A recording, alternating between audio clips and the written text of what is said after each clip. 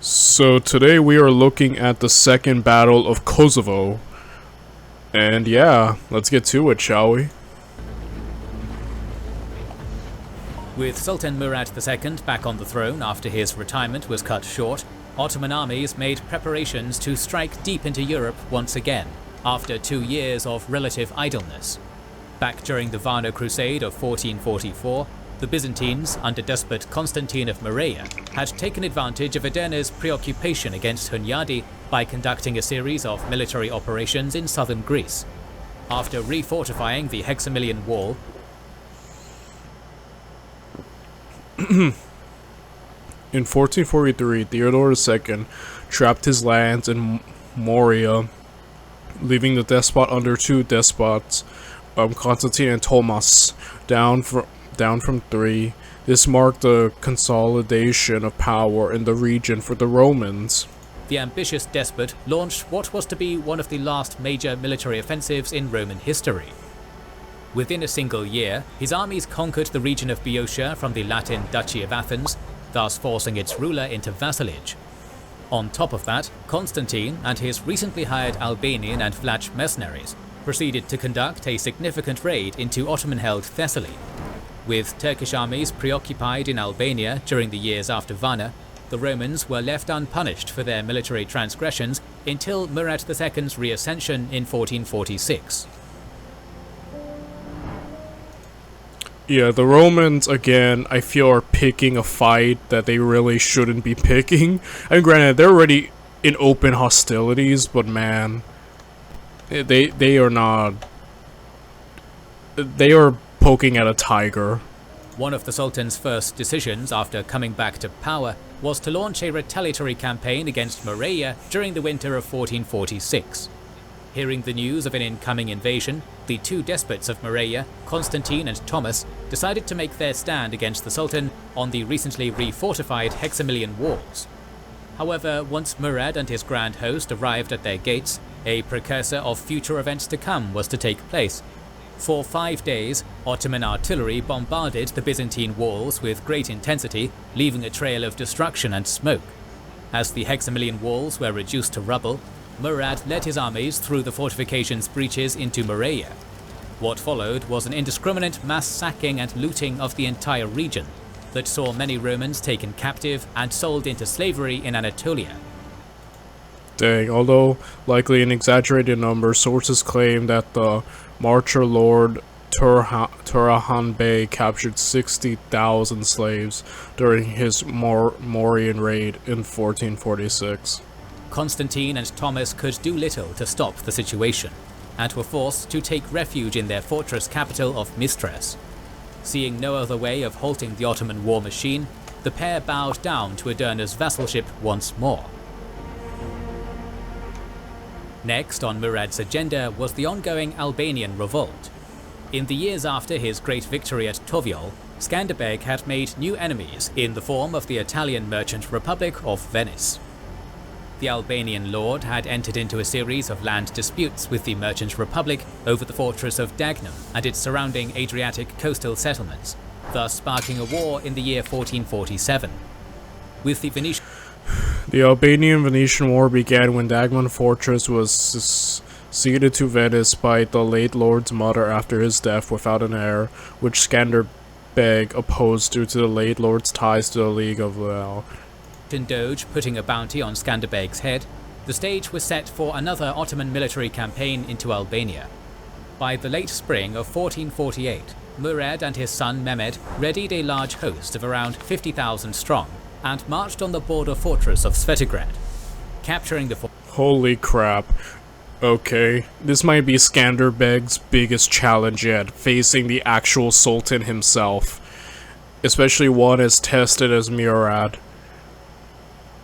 fort would give Edirne a foothold in the local region, where it could conduct future military operations against the rebels. Upon hearing of the massive invasion, Skanderbeg began employing guerrilla and scorched earth tactics to stall the invaders, while he prepared his fortress towns for the upcoming war. Regardless, the Albanian lord's tactics proved less effective this time around, as he now faced a far greater and more experienced Turkish host. By mid-May, Murad's army had besieged Svetigrad and began bombarding its walls, to much Albanian resistance. The bloody 2-month siege only ended after the defending garrison's water supply. According to Albanian sources, the Ottomans bribed a soldier to throw a dead dog into the fortress wells, after discovering that the defenders refused to drink the water and subsequently surrendered. Was sabotaged, resulting in their surrender. The siege was to be the first Ottoman victory in the region since the start of the rebellion 5 years prior. But upon capturing and garrisoning Svetigrad, news in the shape of a new crusade had reached the Sultan's camp. Back during the summer of 1447, Buda's war with King Frederick III over the young Ladislaus V had ended in a stalemate that ensured the status quo between the two sides would be retained. Immediately after the cessation of hostilities, John Hunyadi began preparing to form yet another crusade against the Ottoman Sultanate. But funny to see that the crusade is still on his mind. Probably wants to avenge the last L, right? This time around, less international help came to the aid of Hungary, which was once again the main sponsor of the crusade.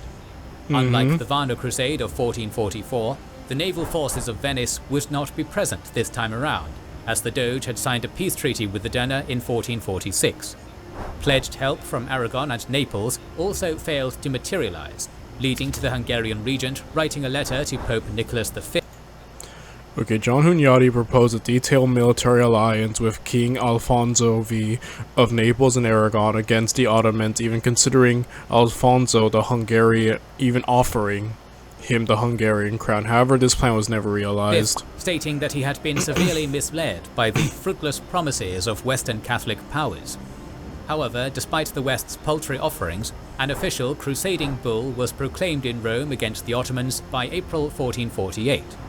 This time around, no foolhardy Polish monarch could thwart Hunyadi from achieving his ultimate goal of pushing the Turks out of Europe.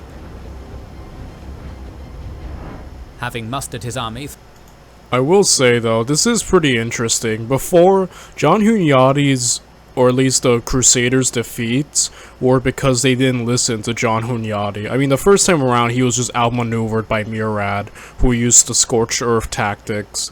But the second time around, John Hunyadi actually had a great plan to essentially hold fast and let the Ottomans retreat, which they were going to do before, you know, the king became dumb and went to attack the Ottomans, got himself killed.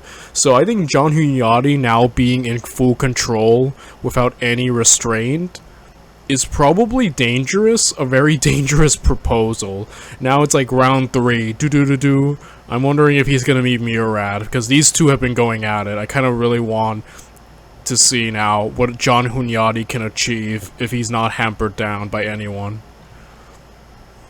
Throughout the summer, the Hungarian regent crossed the Danube into Serbia during the first weeks of fall. This time around, the Crusader army aimed to unite their forces with Skanderbeg down south before marching on Thessalonica and then to Edirne itself. Hunyadi's host numbered around 22,000 strong, comprising 5,000 Polish infantry and cavalry, 3,000 Moldavian cavalry led by Peter III, 4,000 Wallachian infantry and archers led by Vladislav II, 8,000 cavalry from Hungary and Transylvania, 2,000 Czech mercenaries crewing war wagons, and a few thousand infantry from Germany and Bohemia. They always keep trying to get to Edirne, but he never seems to get there. So now he's taking an even longer route. But we will see, man. Like, John Hunyadi is one of the few Europeans who achieve continual success against the Ottomans. Skanderbeg's another one too, so I think combined they would be incredibly dangerous. So I guess for the Ottomans would be to prevent this meeting and union, right? Like, ideally, they don't want these two conspiring. Juraj Brankovic of Serbia was also invited to join the crusade, but the despot had declined, citing that he was already militarily preoccupied with fighting Bosnia for control over Zeta and Srebrenica. But in reality, the Serbian despot did not want to risk the fragile peace between him and his son-in-law Murad II. As a result, Juraj chose to stay neutral. Murad II married Durad's daughter, Mara, in 1435. She played a key diplomatic role in the European affairs of Erdine, notably contributing to the signing of the 1444 treaty. Yeah, that makes sense why Serbia has been kind of like incredibly like, yeah, we're not joining, you know. In the upcoming conflict, as he had also done 4 years prior during the Varna Crusade.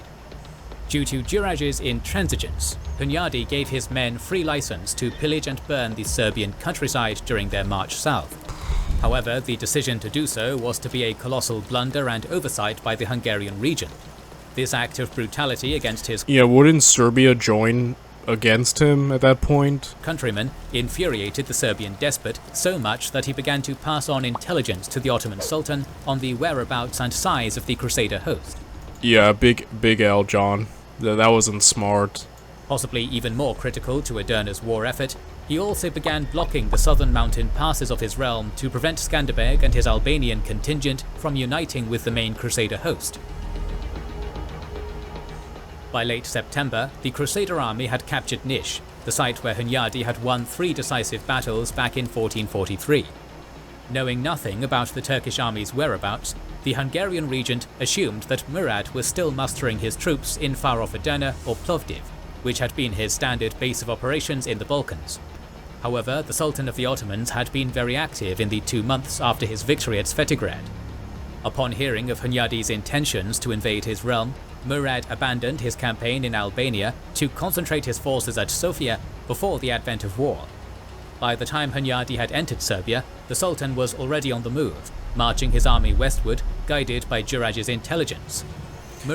Dang, once again, Murad is just a step ahead. Like, his intelligence is much better, and John Hunyadi is like behind, man.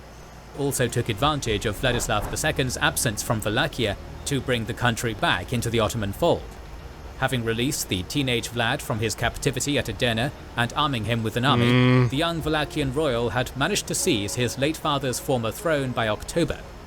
Crowning himself as Vlad III, the new Wallachian voivode submitted his country to Ottoman vassalage once more, before handing over the towns of Gurju, Rusay and Tutrakan back to Turkish authorities. All of these Vlad the Impaler has arrived. Side actions were unknown to the Crusader host during their march south toward Albania. By October 15th, Hunyadi's army entered the Kosovo field northwest of Pristina. The location had been the site of the infamous clash between Sultan Murad I and Prince Lazar Hrebeljanović back in 1389.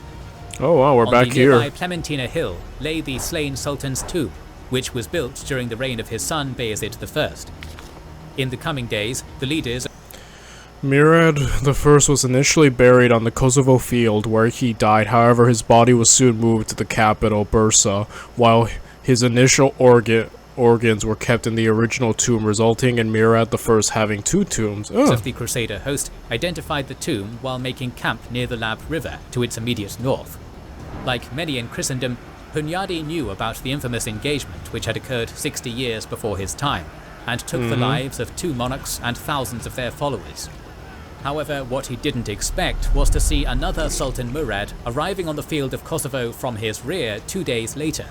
The shocked Crusader host could have continued their march southwards in the hope of Once again, history repeats, right? John Hunyadi has been caught off guard once again. And he's in deep in enemy territory. The Serbians don't like him, the Ottomans are there.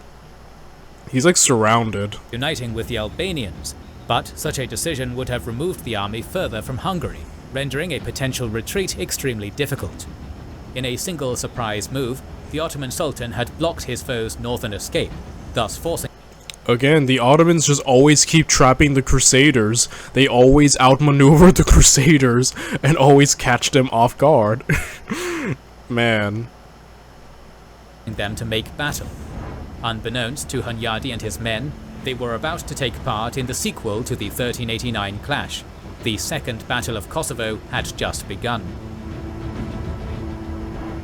The first day of battle saw the advanced guards of both armies skirmishing for control over Plementina Hill, an advantageous slope on the plain that could decide the fate of the engagement in the days to come.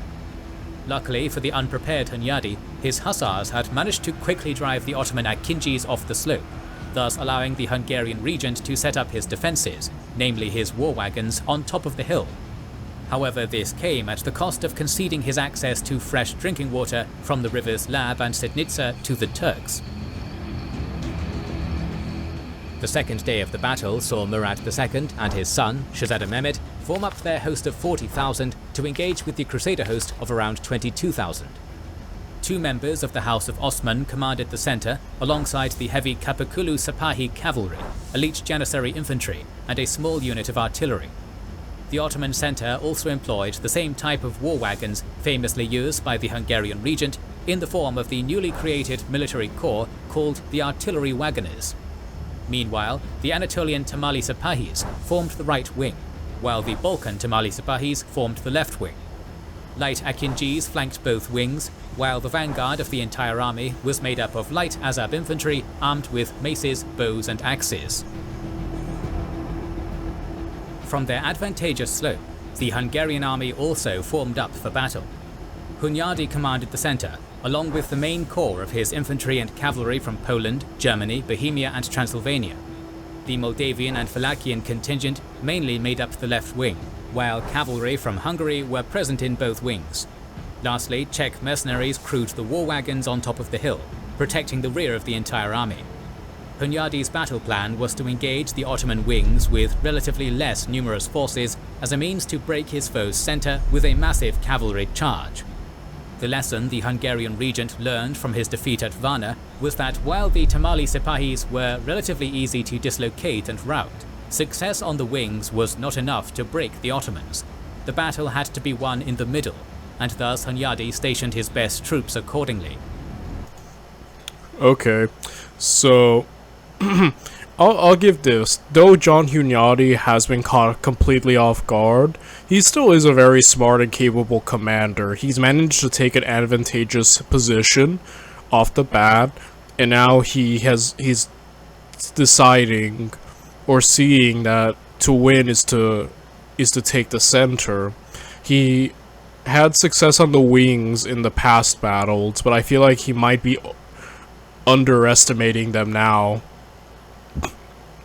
by putting all of his best in the center. But still though, we'll see how much he has learned and how much closer he gets to victory than before. The battle began with a general charge of both Hungarian wings into the ranks of Anatolian and Balkan Tamali Sipahis. After some bloody fighting, both the Ottoman left and right began being pushed back to their camp. Seeing the tide turn in his favour, Hunyadi launched his main assault on the Ottoman centre with the bulk of his core troops. While arrows and cannon fire rained upon the Crusaders, the Janissaries from the reserve centre moved to the flanks, thus opening a gap in the Ottoman centre. This move allowed the Crusaders to rush until they were blocked by the fortified Turkish war wagons in the rear of the army, which conversely allowed the Janissaries to strike at their flanks from both sides. Ooh. Many Hungarian barons and other Crusader leaders were killed in the mayhem. Dang. Seeing that his assault on the Ottoman centre had failed disastrously, Hunyadi ordered his army to make camp for the night. Already, so far this is John Hunyadi's worst performance off the bat. Like, this campaign in particular, he achieved pretty good success in the previous ones. This one though, like, between upsetting Serbia, getting caught off guard, and this might be his worst performance, and he's in complete control now, so there's no one to blame but him. Knowing the battle had been lost, the cavalry contingent of the Crusader army, including Hunyadi himself, fled the battlefield under the cover of darkness. Like at Varna, the Crusader infantry was left behind at the mercy of the Ottomans.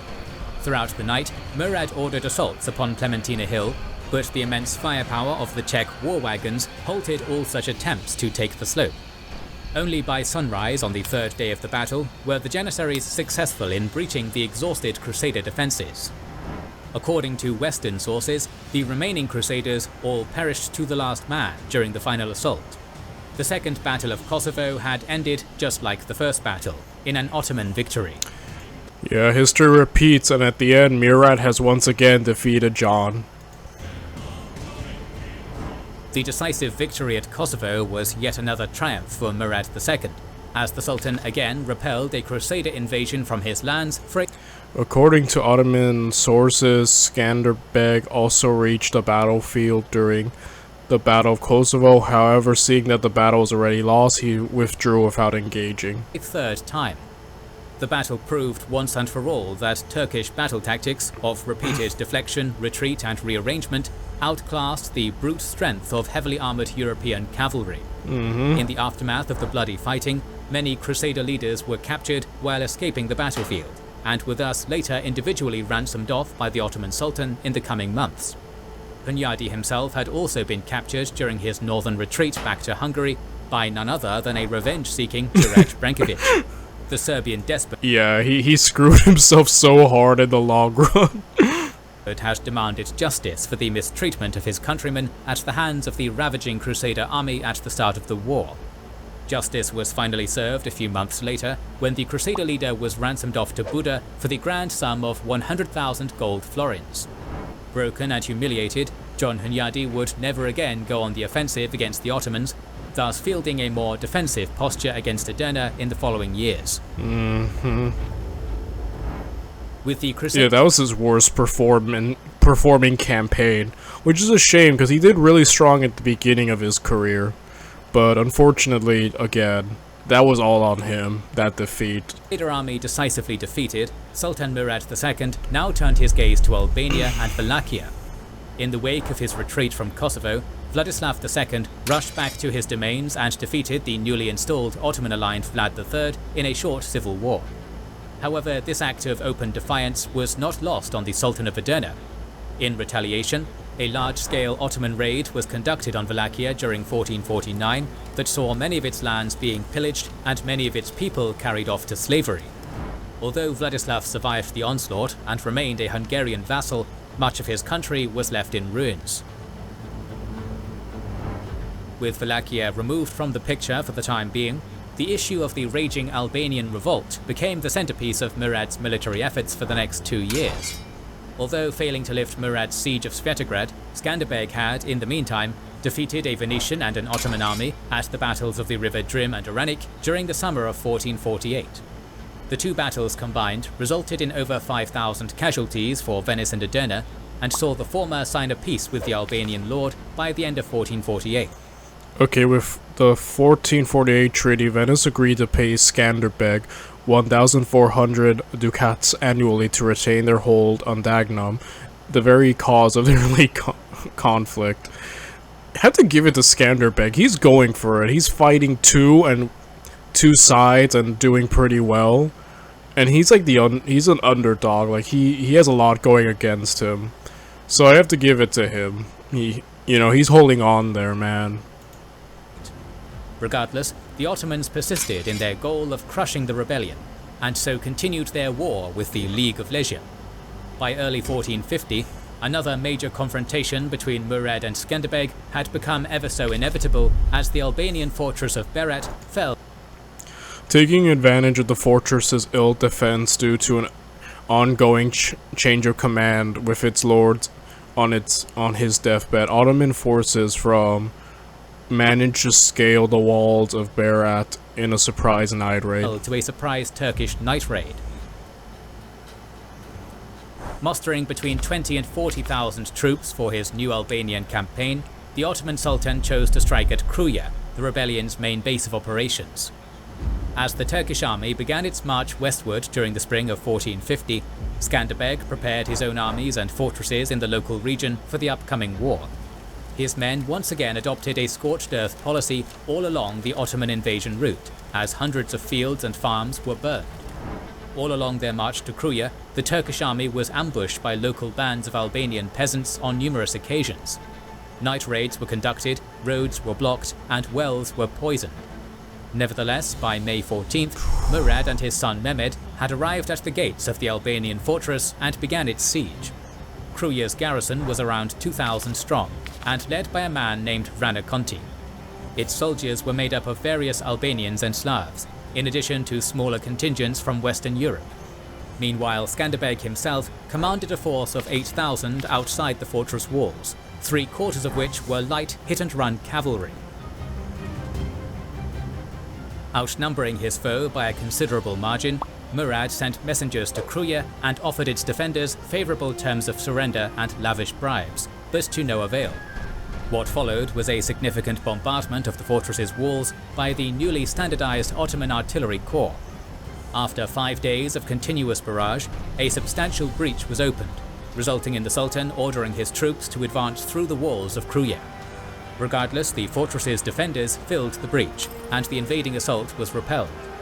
During the same period, Skanderbeg had launched a dusk hit-and-run raid on the Ottoman camp, killing hundreds of the invaders and destroying their supplies. Yeah, Skanderbeg, I have to give it to Skanderbeg. He's waging a really, desperate but so far, valiant guerrilla war. And even now, he's giving it his all to stop the frickin' Ottomans.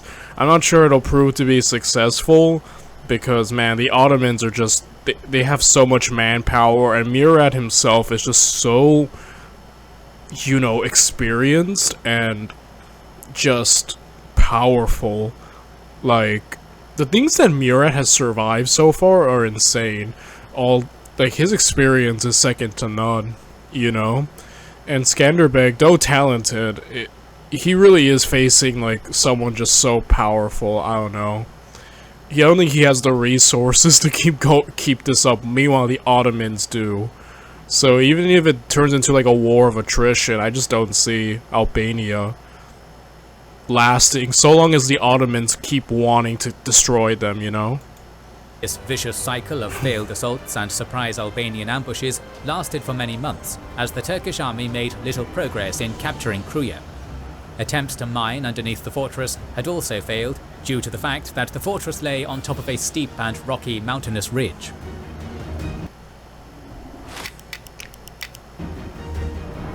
As summer turned into fall, the situation became dire in the Ottoman camp.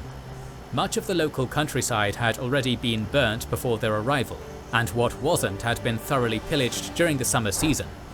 Running out of supplies, sustaining large numbers of casualties, and lastly the weather now turning cold, Murad decided to lift the siege and head back home. During the retreat back to Edirne, the Turkish army again faced numerous ambushes by local bands of Albanian peasants, suffering heavy casualties. The 6-month military expedition for Kruya had failed disastrously. While the Albanians only sustained around 1,000 casualties during the course of the siege, Ottoman casualties amounted to almost half the army. Holy As crap. fate had it, this was to be the last military campaign that Murad would undertake. A few months after... Dude, you have to give it to frickin' Albania. They are fighters. And again, guerrilla warfare always seems incredibly effective against the Ottomans, doesn't it? They usually sustain their biggest L's when they're facing guerrilla wars. And you could say that about a lot of great leaders. But man, you have to... clapping for Skanderbeg. The dude is great. Returning to the capital, the Ottoman Sultan suffered a stroke and died a few days later at the age of 46. Having he's ruled so the young. state for almost 27 years throughout 2 reigns, Sultan Murad II was to be remembered as one of the most successful Ottoman rulers in history. By the end of his tenure, the Ottoman state had recovered entirely from the disastrous effects of the Battle of Ankara. Moreover, aside from Orhan Çelebi in Constantinople, the House of Osman was firmly united under one flag and one sultan. The sultan had also won countless military victories in both Asia and Europe. The Eastern Romans had again been brought to heel, Thessalonica and large parts of Anatolia were reconquered, wars against Serbia and Wallachia were won, and 3 major invading crusader armies from Europe were defeated. In addition, Beyond successful, man. You have to give it to Murad II, dude. He really is just, he's worthy of the name the Victorious. The amount of things he faced, trials and enemies, and that he always ended up overcoming is... It really is just... He is great. to being a brilliant military leader, Murad II was a patron of the arts, and often indulged himself with scholarship, poetry and music during his free time. He promoted the usage of the written Turkish language within the royal court, and translated many Arabic and Persian literary works into Turkish. The first Ottoman histories, as well as the histories of the Kayet tribe and the Seljuk sultans of old, were also written during this period. Lastly, the Sultan also opened the famous Enderun school in his capital as a means to establish an educated class of men for the service of the state in the future. Its students were mainly of Divshirme origin, and such subject materials included science, mathematics, geography, art, religion, literature and physical education. Sultan Murad II's death was celebrated all across Christian Europe as the mighty ruler, which goes to show you just how much Europe feared him, right? Because of his continual success against the Crusades. Left his throne to his untested and already once overthrown son Shahzada Mehmed. However, little did the rulers of Christendom know that a brand new golden age for the Ottoman Sultanate was just around the corner, as Murad had laid the foundations for his state to one day become an empire stretching over 3 continents. Again, we know what Mehmed II becomes, and the man becomes another force to be reckoned. Oh my son, sultans are like those who hold a scale in their hands, yet the true sultan is the one who holds a scale justly. When you become sultan, I advise you to hold the scale with justice. He was so young when he passed too, like only 48? Yeah, but rip Murad, man. Again, it was just so interesting to see how he just overcame so many great odds, and overall was just very victorious at the end. But now we are with the Ottoman Sultan that I know very well of, Mehmed II. I'm really looking forward to seeing his early rise, and I'm assuming the inevitable fall of Rome. So let's get to it. Tomorrow we're gonna wrap this series up.